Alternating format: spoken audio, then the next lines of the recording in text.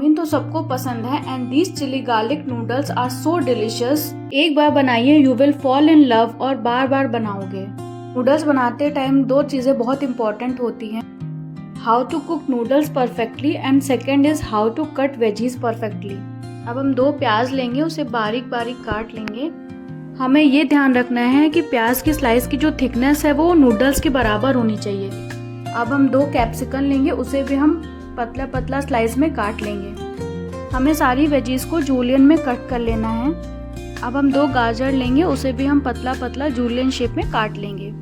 अब हम कैबेज लेंगे, उसे हाथ से थोड़ा प्रेस कर लेंगे, इससे कि कैबेज सारी खुल जाएगी, अंदर तक लेयर खुल जाएगी। फिर हमें उसे पतला पतला चॉप कर लेना है। अब हम इसी तरीके से स्प्रिंग ओनियंस को भी कट कर लेंगे।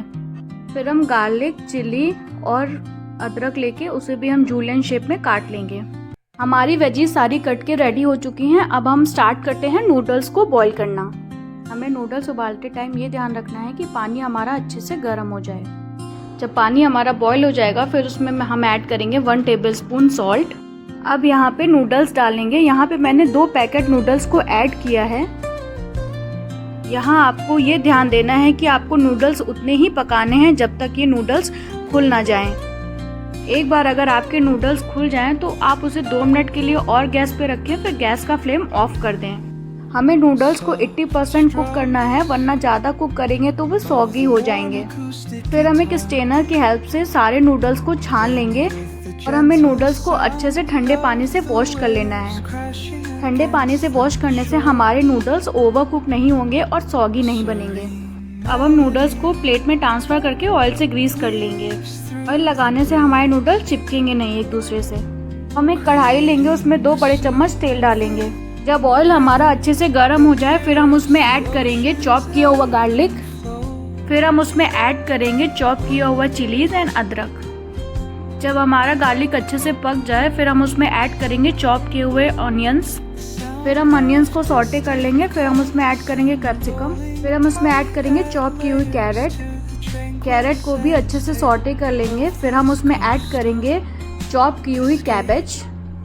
हमें सब्जियों को ज़्यादा नहीं पकाना है, हमें हल्का सा उसमें कच्चापन रहने देना है। हमारी सारी वेजिटेबल्स अच्छे से मिक्स हो गई हैं। अब हम इसमें ऐड करेंगे 1 tablespoon red chilli sauce, 1 tablespoon green chilli sauce, 2 tablespoon dark soya sauce, 2 to 3 tablespoon vinegar add करेंगे। फिर हम इसमें टेस्ट के अकॉर्डिंग सॉल्ट ऐड करेंगे। मैंने यहाँ 2 टेबलस्पून सॉल्ट ऐड किया है। इसमें ऐड करेंगे 1 टेबलस्पून ब्लैक पेपर। आप सॉल्ट थोड़ा कम ही ऐड करना है क्योंकि सॉसेस में भी सॉल्ट होता है। सॉसेस को अच्छे से मिक्स करके फिर हम ऐड करेंगे बॉईल किया हुआ नूडल्स को भी हमें अच्छे से मिक्स कर लेना है।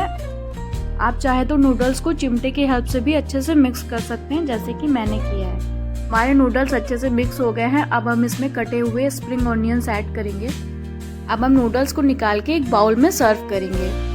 चिली गार्लिक नूडल्स खाने में बहुत ही टेस्टी लगता है और ये बहुत ही जल्दी रेडी हो जाता है।